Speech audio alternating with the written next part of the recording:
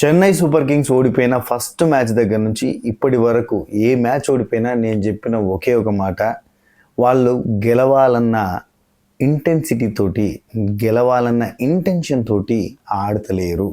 ఇది నేను చాలాసార్లు చెప్పిన. ఇఫ్ ఇన్ కేస్ నా వీడియోలు ఫస్ట్ నుంచి చూస్తున్న వాళ్ళకైతే ఈ మాట సుపరిచితమే అని చెప్పాలి. ఎస్, ఈరోజు కూడా సిఎస్కే దగ్గర ఆ గెలవాలన్న ఇంటెన్షన్ లేదు. సో అదే వాళ్ళ ఓటమికి కారణం. ఇంకా అంతకుమించి ఇంకేం లేదబ్బా. ఈవెన్ ఫస్ట్ బ్యాటింగ్కి వచ్చినప్పుడు చేజింగ్ అంటే ఒక టార్గెట్ ఉంటుంది, ఒక టెన్షన్ ఉంటుంది, ఒక ప్రెజర్ ఉంటుంది. ఫస్ట్ బ్యాటింగ్ వచ్చినప్పుడు అది వాళ్ళ గ్రౌండ్లో, వాళ్ళ హోమ్ గ్రౌండ్లో వచ్చినప్పుడు ఒక ఫియర్లెస్ బ్యాటింగ్ అనేది మనం చూడాలి. లేదు బాల్ ఆగొచ్చింది, బాల్ తిరిగి వచ్చింది, బాల్ టర్న్ అయింది, బాల్ అట్లయింది ఇట్లయింది అంటే సెకండ్ ఇన్నింగ్స్లో డ్యూ ఫ్యాక్టర్ కూడా లేనప్పుడు same kind of Picchu same kind of తిరగడము ఆగడము అనేది జరిగి ఉండాలి. కానీ అది జరగలేదు. సెకండ్ ఇన్నింగ్స్ ఆడిన బ్యాట్స్మెన్స్ అద్భుతంగా ఆడారు, అద్భుతంగా నెక్స్ట్ లెవెల్ పర్ఫార్మెన్స్ చూపించారు.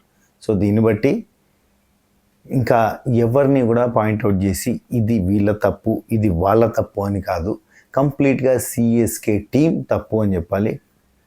సమిష్టి వైఫల్యం అని చెప్పాలి. అంటే వీళ్ళ తప్పు, ఈ బౌలర్ రాంగ్ చేసిండు, ఆ బ్యాట్స్మెన్ రాంగ్ చేసిండు కదా. బౌలింగ్ సైడు బ్యాటింగ్ సైడు రెండు వైపులా డిజాస్టర్ అని చెప్పాలి. నిజం చెప్పాలంటే ఒక రకమైన బాధాకరమైన సిచ్యువేషన్ అనే చెప్పాలి. ఎందుకంటే చెన్నై సూపర్ కింగ్స్ ఐపీఎల్కి ఒక రకమైన ఊపుని తెప్పించిన టీం, ఒక రకమైన బూస్ట్ని తెప్పించిన team. Mumbai Indians, Chennai Super Kings, RCB and అలాగే మన ఎస్ఆర్హెచ్ టీం, ఇవన్నీ కూడా ఒక రకమైన ఫైర్ని, ఒక రకమైన ఊపిని మ్యాచెస్కి తీసుకొచ్చిన టీమ్స్ అని చెప్పాలి. అట్లాంటి టీమ్స్ అన్నీ కూడా ఈరోజు కింద పడిపోయినాయి. ఎస్పెషల్లీ ఓన్లీ ఈ ఐపీఎల్ మ్యాచెస్ మాత్రమే చూస్తున్న వాళ్ళకైతే, ఒకవేళ ఫస్ట్ టైం ఈ ఐపీఎల్ మ్యాచెస్ మాత్రమే చూస్తున్న వాళ్ళకైతే ఓహో ఇవన్నీ లీస్ట్గా ఆడే టీమ్సా, ఇవన్నీ అస్సలు మంచిగా ఆడే టీమ్సా, okay Delhi Capitals, Lucknow Super Giants, Rajasthan Royals ఇవన్నీ మంచి టీమ్సా, బాగా ఆడే టీమ్సా, ఇవన్నీ వేస్ట్ టీమ్సా, డిజాస్టర్ టీమ్సా అన్న ఫీలింగ్ వస్తుందేమో. ఆ టైప్లో ఆడుతున్నారు. పర్ఫార్మెన్స్ అయితే అట్నే ఉందబ్బా. ముంబై ఇండియన్స్ కానీ, Chennai Super Kings, Sunrisers Hyderabad, ఇంకా ఈవెన్ సన్ రైజర్స్ హైదరాబాద్ వాళ్ళు ఆడుతున్నప్పుడు వాళ్ళలో ఫైర్, వాళ్ళలో కొట్టాలన్న దమ్ము, వాళ్ళు బ్యాట్ ఊపి ఓడిపోతున్నారు. కానీ వీళ్ళు ధోని ఇచ్చిన స్టేట్మెంట్ ఈరోజు, మా టీం 6 ఓవర్లలో 60 రన్లు కొట్టే టీం కాదు అని ఒక స్టేట్మెంట్ ఇచ్చిండు. సో ఆ స్టేట్మెంట్లో వాళ్ళ ఇంటెన్షన్ అర్థమైపోతుంది. అంటే we are not ready for hitting, we are not ready for score big. అంటే అవతలకి పెద్ద స్కోర్ చేసి ఏం చేసి పెడదాము అన్న ఫీలింగ్ తోటి వాళ్ళు లేరు.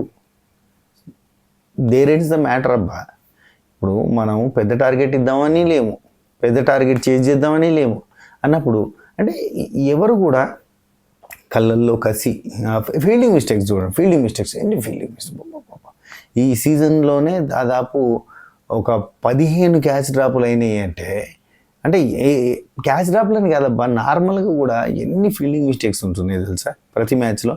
ఈ మ్యాచ్లో కాదు, ప్రతి మ్యాచ్లో చెప్తున్నా. సరే, ఇప్పుడు ఫస్ట్ బ్యాటింగ్ తీసుకుని అంటే టాస్ గెలిచింది వాళ్ళైనా, ఇప్పుడు వీళ్ళకి ఫస్ట్ బ్యాటింగ్ అయినా వీళ్ళు హోమ్ గ్రౌండ్ కాబట్టి చాలా బాగా ఆడాలి.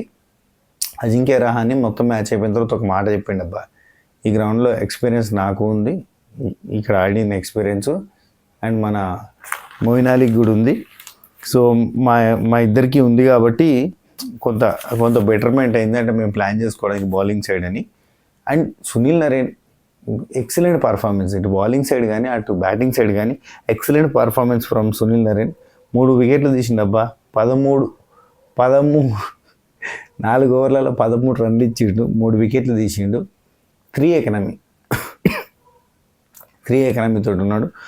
Very nice bowling from Sunil Narine, very nice batting, అద్భుతమైన బ్యాటింగ్ ఫ్రమ్ సునీల్ నరేన్. ఇది ప్లేయర్ ఆఫ్ ద మ్యాచ్ అయినాయి, సూపర్ స్ట్రైకర్ అయినాయి, సూపర్ సిక్సెస్ అయినాయి, అన్నీ అయినాయి. నిన్న కదా మన కేఎల్ రాహుల్కి ఇచ్చినట్టు ఆ టైప్లో సునీల్ నరేన్ ఈరోజు అద్భుతం. ఇటు సైడు ఒకే పాత పద్ధతి, మూస పద్ధతిలో పోతుర్రు. అండ్ కొత్త కొత్త ప్లేయర్స్ని ఎంకరేజ్ చేస్తలేరు. వాళ్ళ టీంలో ఉన్న వాళ్ళని చెప్తున్నాం, వాళ్ళ టీంలో ప్లేయింగ్ 11లోకి కొత్త వాళ్ళని ఇన్వైట్ చేస్తలేరు. ఇప్పుడు ప్రియాంశ్ ఆర్యాని, ఇప్పుడు విప్రజ్ని, వీళ్ళు వచ్చారు కదా కొత్త పిల్లలు. ఇప్పుడు మన అశ్వాని కుమార్ని, ఇట్లా వేరే వేరే టీమ్స్ వాళ్ళని ఎంకరేజ్ చేస్తున్నాయి. మన ఆ ప్లేయర్ పేరేం పేరు అబ్బా, ఎంఐలో బౌలర్ మనోన్ని అట్లా అశ్వాని కాబట్టి ముందు ఇంట్రడ్యూస్ చేసారు. అట్లా కొత్తలను ఇంట్రడ్యూస్ చేయడానికి ట్రై చేస్తలేరు, వాళ్ళకి అవకాశాలు ఇస్తలేరు. వీళ్ళ దానిలో కూడా సూపర్గా ఆడే పర్ఫార్మర్స్ ఉన్నారు అని చెప్పి అంటూనే ఉన్నారు కదా. వాళ్ళని ఇన్వైట్ చేయొచ్చు. వాళ్ళని ఇన్వైట్ చేస్తే వాళ్ళు ఏమన్నా కొంచెం ఏమన్నా కొద్దిగా సపోర్ట్ చేస్తారేమో అనుకుంటే వాళ్ళని అసలు ఇన్వైట్ కూడా చేస్తలేరు. పేర్లేమో ఉండే షేక్ రషీద్ అని, సిద్ధార్థ్ అని, ఇట్లా వాళ్ళు కొంతమంది ప్లేయర్స్ ఉన్నారు. వాళ్ళని తీసుకొని రావచ్చు. ఇలాంటి అవకాశం ఉన్నప్పుడు ఇంట్రడ్యూస్ చేస్తే అంటే సాగు బతుకుల మధ్యలో అవుతుంది. ఈవెన్ అంటే చచ్చిపోయే ముందు కూడా ఏదో ఉంటుంది అబ్బా, ఇది శాస్త్రం ఉంటుంది, గుర్తొస్తలేదు.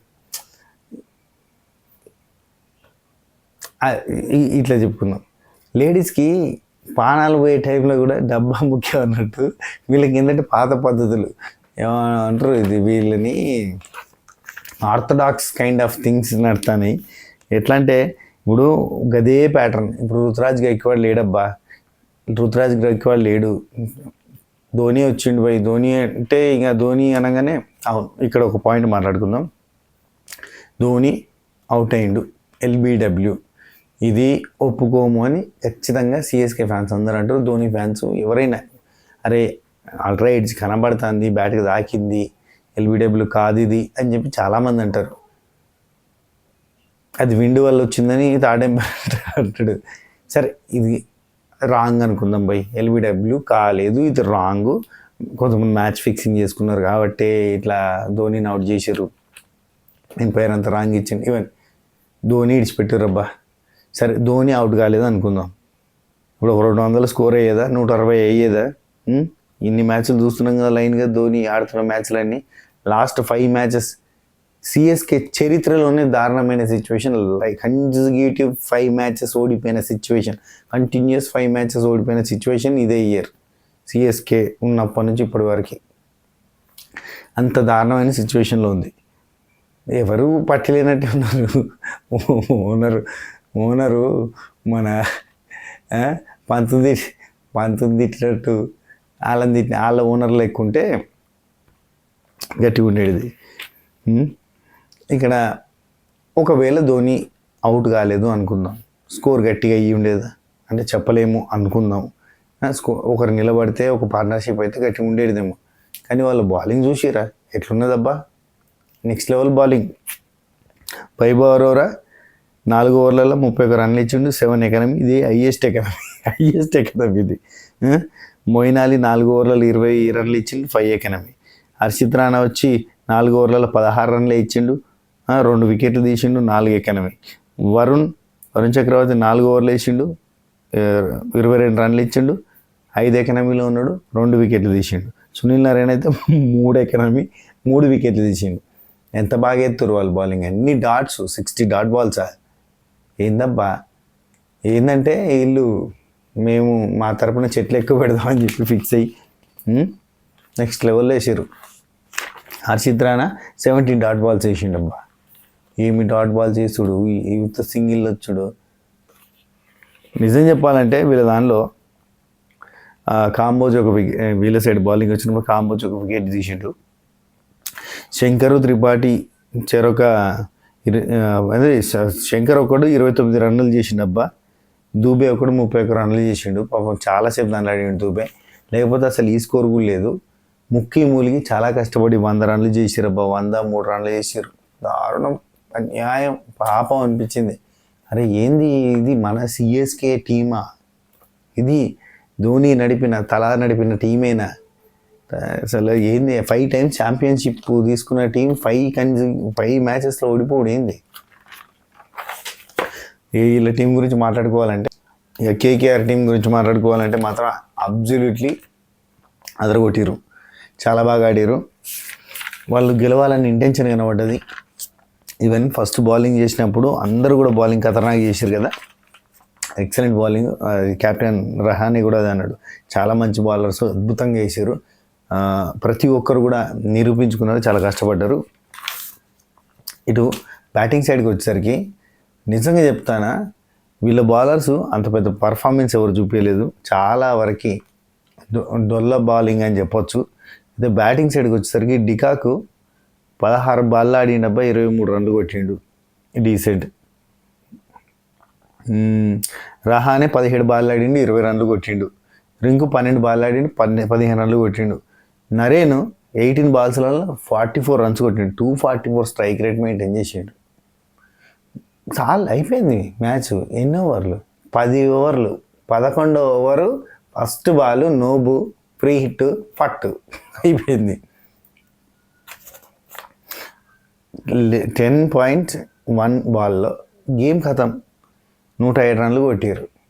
ఎంత సింపుల్గా కూడా కొట్టారు అసలు, అంటే 10 ఓవర్ల తేడాతోటి గెలిచారు. వీళ్ళు ఏంది అసలు పవర్ ప్లేలో కథం చేద్దాం అనుకున్నట్టుగానే ఆడిరబ్బా, ఖతర్నాక్ ఆడిరు. అంటే స్టార్టింగ్ కొంచెం స్లోగా ఆడడానికి ట్రై చేసారు, ఆ తర్వాత వాళ్ళే అనుకున్నారంట. అజింక్య రహాన్ లాస్ట్లో చెప్పింది ఏంది, 6th ఓవర్ ఆ టైంకి మేము అనుకున్నాం తొందరగా క్లోజ్ చేస్తే నెట్ రన్ రేట్ అన్న మెరుగు అవుతుంది కదా అని చెప్పి చేసిరట. దడలు ఆడిచ్చారు, 10 ఓవర్లలో కథం చేసారు అల్కగా, సునాయాసంగా. ఏంది అసలు బాబా 10.1 ఓవర్లో కథం ఒడిచింది. ఘోరం, చాలా బాధాకరంగా అనిపించింది యాక్చువల్లీ సిఎస్కే అట్లా ఓడిపోవడం. అండ్ ఎంఎస్ ధోని ఆ వికెట్ గురించి అయితే ఇంకా స్పెసిఫిక్గా నేనేమంటా అంటే, ఒకవేళ ధోని ఆగినా కానీ ఈ స్కోర్ని, అంటే అద్భుతమైన స్కోర్ని చేసి పెట్టేటోడా అనేది ఒక క్వశ్చన్ మార్క్. చేసేటోడేమో చెప్పలేము, క్యాప్టెన్సీ ఇన్నింగ్స్ ఆడేటోడేమో, కానీ నాకు అనిపించింది ఏంటంటే ఎడిదిప్పిన సిఎస్కే కంప్లీట్ టీం అంతా కూడా మాకేం బట్ ఇంద్ర మా దగ్గర 5 ఉన్నాయి ఐపీఎల్, ఇది లేకపోతే ఇది అన్న సెన్స్ ఉన్నారు అన్నట్టుగా అనిపించింది. మ్యాచ్ రివ్యూ అయితే గింతే అబ్బా, ఇంతకు మించి ఏం చెప్పాలి చెప్పుర్రి. డికాక్ అంటే సునీల్ నారాయణ ఖతర్నాక్ ఆడిండు, బౌలింగ్ సైడ్ బ్యాటింగ్ సైడ్ అదరగొట్టిండు. అజింక్య రహానే క్యాప్టెన్సీ అదిరిపోయింది. వీళ్ళ దాంట్లో కాంబోజ్ ఒకటి వచ్చిండు కదా, కాంబోజ్ కొంచెం డీసెంట్లీ గుడ్, ఒక వికెట్ తీసిండు. ఆ వికెట్ తీసిండు ప్లస్ మనడు కొంచెం రన్స్ ఆపిండు అని చెప్పొచ్చు. అప్పుడు కూడా ఆపలేదు లే, కానీ ఓకే, ఎవరు ఆపుతారబ్బా, దడదడలు ఆడించారు వాళ్ళంతా కూడా, ఫట దంచుకొట్టారు. సో ఇది మ్యాటర్. అందరు కూడా 10 ఎకనమీ 13 ఎకనమీ అట్లా ఇచ్చారు వాళ్ళ బౌలర్స్, సిఎస్కే బౌలర్స్. ఇది మ్యాటర్. ఈ వీడియో మీకు నచ్చింటే లైక్ చేయరి, షేర్ చేయరి, కామెంట్ చేయరి, సబ్స్క్రైబ్ చేసి గంట కొట్టుర్రి. అంటే మన మెయిన్ ఛానల్ King65 అఫీషియల్ తెలుసు కదా, తెలియకపోతే ఒకసారి చూడు, అది కూడా విజిట్ చేయరు. ఓకేనా, ఉంటా. Take it, tata, bye bye, namaste. This is your Sirpuram Srinivasa King65. శనార్థులు, శబ్బకేర్లు.